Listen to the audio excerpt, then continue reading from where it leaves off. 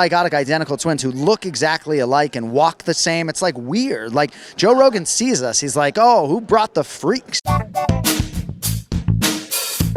This is the Schmo with the Pro, with a man who needs no introduction. You know him as the voice of the Octagon. Now he's the voice of Zoo for boxing, of Canelo Crawford, the biggest fight of the century. Jon Anik in the flesh, here in Las Vegas, the Fontainebleau Radio Row. How we doing? You know what we like to say. Better now, Schmo. A lot of friendly faces around here, but none friendlier than the Schmoes. Good to see you and Helen. Congratulations. We're ready to go. All systems go. If you had talked to me a week ago, I was anxiety-ridden. Now a lot of the hay's in the barn. The preparation is nearly done. We got Fernando Vargas Jr. walking the floor. We're ready to go. Notorious for his preparation, what was one thing that stands out that was different preparing for boxing, for this event in particular, than all the UFC pay-per-views prior to this? Man, they hold a lot, huh? No, I'm just kidding. No, it's interesting. When you sit down to watch film, a lot of these fights take you an hour to ingest, right? There aren't a lot of finishes, so the film study is definitely prolonged. You know, I used to say when I was covering boxing 20 years ago, I mean, the last fight I called was the WBC Heavyweight Championship, Vitaly Klitschko, Shannon Briggs in 2010, but I really wasn't covering boxing on the day-to-day since 2003, 2004. But I would say when boxing is at its best, I don't think any sport really can touch it, you know, but how often is it at its best? And I think that this weekend, however hyperbolic it sounds, it's going to be at its best. But yeah, I think the biggest challenge of the preparation was just that the 36-minute fights take an hour to ingest compared to a first-round knockout. Canelo Crawford, the accolades speak for itself, but do you believe the winner of this matchup is the #1 pound-for-pound fighter in the sport of boxing, or Usyk still has that crown? Yeah, I mean, probably Usyk, but I would defer to the other talking heads. You know, I'm not necessarily your go-to when it comes to a historical framework for boxing, as I have condensed this preparation over 10 years or so into a 3-week span, but I think it is Usyk based upon, you know, everything that I have studied. Certainly style points could vault the winner here. I mean, Max Kellerman still has Terrence Bud Crawford as his #1 pound-for-pound fighter right now. But I think what Usyk has done and the manner in which he's done it just makes him undeniable for me. But, you know, I'm excited to see what the naturally bigger man, the no longer 2-1 favorite Canelo Alvarez can do here, because, you know, I do think there's more pressure on him. Pressure's a privilege, you know, but, you know, when you're fighting the smaller man and you're the betting favorite, there is more pressure. And I'm excited to see how much Canelo can chew off here this weekend. Well, speaking of privilege, it's a privilege to not only have you, but your brother Jason right here too.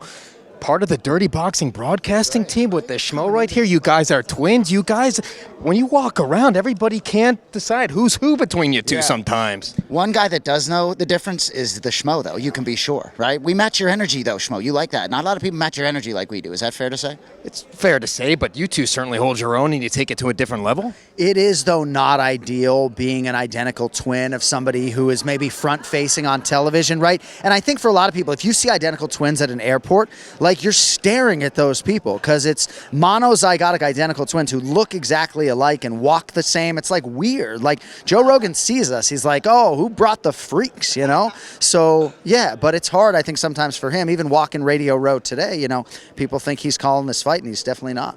Got to ask you this question. It's got to be UFC. You got the UFC lanyard on here, UFC, TKO Boxing umbrella. Who's most deserving to be fighting Ilia Topuria for the lightweight strap?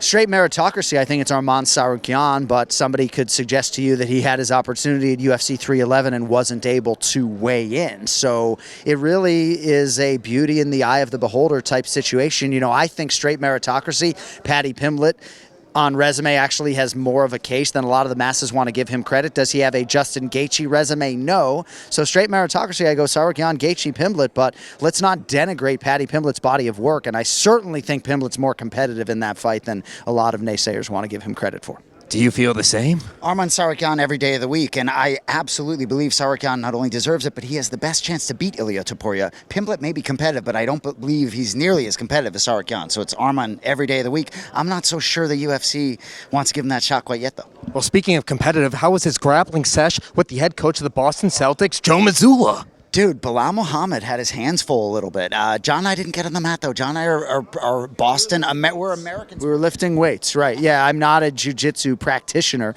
but Mazzulla walked in there, and he said to the former champ, Belal Muhammad, I want you to fucking kill me. Like, that's the type of savage and marauder that is ingrained within the Celtics head coach. So Belal gave it to him pretty good, as did Mike Valley, Valley Flow Striking Academy, yeah.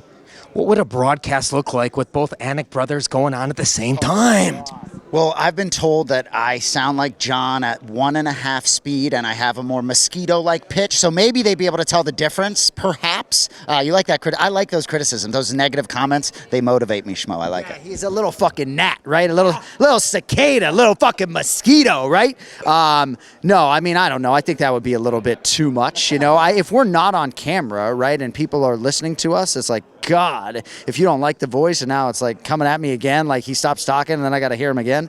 So I think it's a little much, Schmo. I think we should go our separate ways. What do you make of his broadcasting capabilities so far? He's pretty young in it, but he's doing a great job. Now that's a different conversation. The man's already better than me at post-fight interviews. He's been absolutely killing it for PGF World and more prominently Dirty Boxing. And, you know, I'm hopeful that he'll get a UFC opportunity at some point in time. Wow, I appreciate that. I'm just trying to get reps at this point, trying to practice. I got a long way to go, but one day at a time, just like the Schmo. We're trying to arrive, as the Schmo already has, clearly, in the fight capital of the world. Well, I appreciate that. Can we get a final message for all the Anik fans out there worldwide? We're talking Jason, we're talking John, we're talking the whole squad right here.